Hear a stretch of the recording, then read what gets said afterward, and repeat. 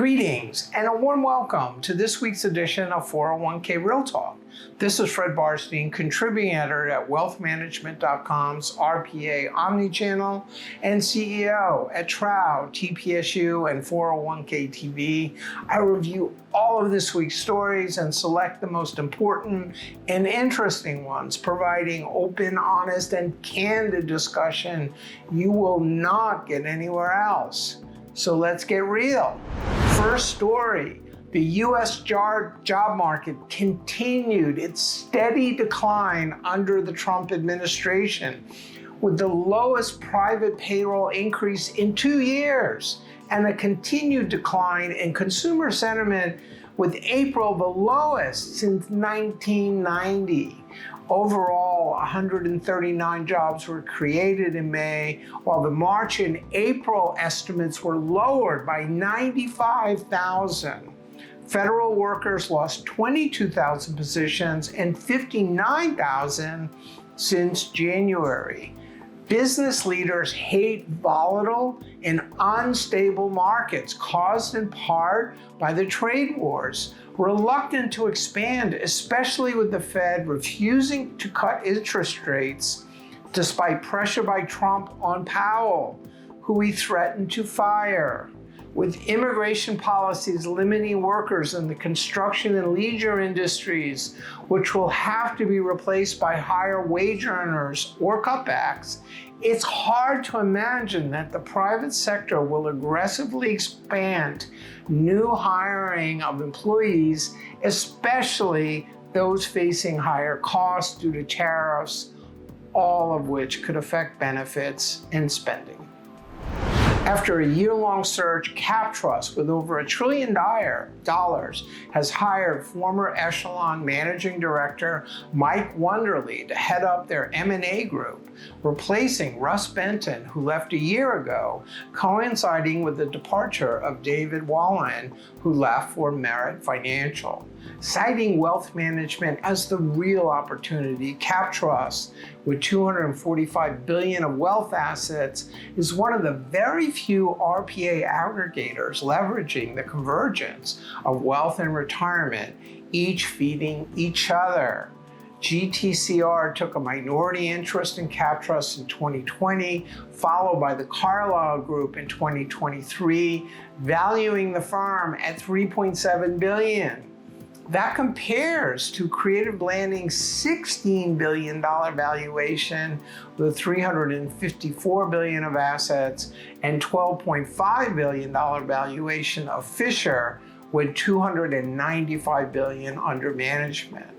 Wonderly cited CapTrust's integration strength as a reason he joined, which, along with convergence, will define winners and losers among aggregators for both RPAs and RIAs. Next story. EPSA Director nominee Dan Aronowitz, at his congressional confirmation hearing, promised big changes and a turnaround if confirmed, vowing to end years-long investigations while citing expansion of cryptocurrency and private markets at the expense of ESG and opportunities in escalating PAPs, coverage of gig workers, and ESOPs. He railed against regulation by litigation, previously calling for a special ERISA court, even as more lawsuits are being filed, fueled in part by several U.S. Supreme Court decisions and the stunning $39 million Pentegra jury verdict, as well as numerous forfeiture cases. With cuts at almost all agencies and a brain drain at EPSA, losing 22% of workers, as well as Trump's limitations on new rulemaking, it may be a challenge for the new EPSA director to protect plans and participants through investigations and regulations rather than litigation. Next story. In a boost to private market investing in DC plans, a federal appeals court in California affirmed the dismissal of a lawsuit against Intel for using hedge funds and private equity. Citing proper due diligence in the 2020 DOL information letter, the court noted that attempts to compare returns to other funds is not valid. At the same time, Franklin Templeton's Jenny Johnson, a big proponent of private market investing, railed against lawsuits that are scaring off DC plan sponsors. Finally, the discussion at the 7th annual RPA Record Keeper Roundtable last week in DC, in conjunction with the DCEA and Sparks Public Policy Forum, focused on the need for evolution in what is an existential moment for many. Citing continued fee decline fueling convergence of wealth, retirement, and benefits at work, the explosion of new plan formation, and the potential to leverage AI to lower costs, record keepers were both optimistic and cautious about the future, even as consolidation marches on.